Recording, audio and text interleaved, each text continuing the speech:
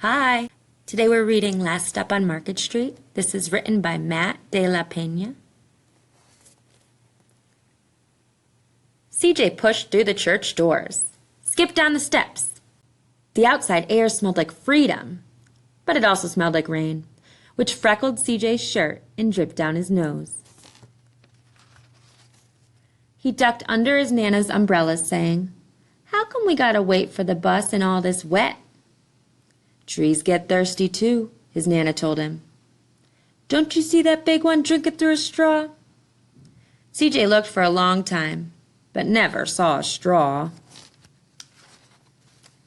From the bus stop, he watched water pool on flower petals, watched rain patter against the windshield of a nearby car. His friend Colby climbed in, gave CJ a wave, and drove off with his dad. "Nana, how come we don't got a car?"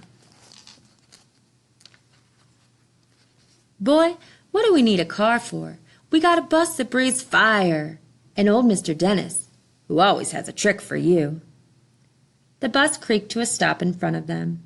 It sighed and sagged, and the doors swung open.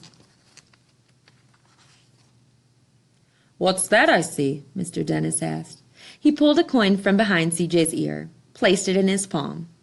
Nana laughed her deep laugh and pushed CJ along. They sat right up front. The man across the way was tuning a guitar. An old woman with curlers had butterflies in a jar. Nana gave everyone a great big smile and a good afternoon. She made sure CJ did the same. The bus lurched forward and stopped, lurched forward and stopped. Nana hummed as she knit. "How come we always got to go here after church?" CJ said. "Miguel and Colby never have to go anywhere." "Miguel and Colby never have to go anywhere." "I feel sorry for those boys," she told him. "They'll never get a chance to meet Bobo or the sunglass man."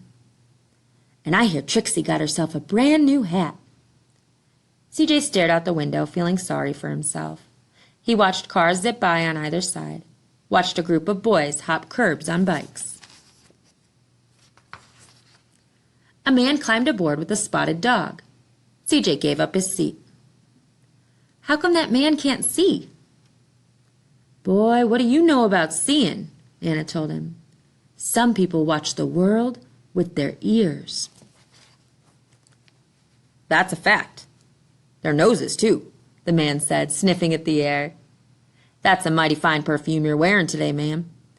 Nana squeezed the man's hand and laughed her deep laugh. Two older boys got on next. CJ watched as they moved on by and stood him back. "Sure wish I had one of those," he said. Nana set down her knitting. "What for? You got the real-life thing sitting across from you. Why don't you ask the man if he'll play us a song?" CJ didn't have to. The guitar player was already plucking strings and beginning to sing. "To feel the magic of music," the blind man whispered, "I like to close my eyes." Nana closed hers too. So did CJ, and the spotted dog. And in the darkness, the rhythm lifted CJ out of the bus, out of the busy city. He saw sunset colors swirling over crashing waves, saw a family of hawks slicing through the sky, saw the old woman's butterflies dancing free in the light of the moon. CJ's chest grew full, and he was lost in the sound, and the sound gave him the feeling of magic.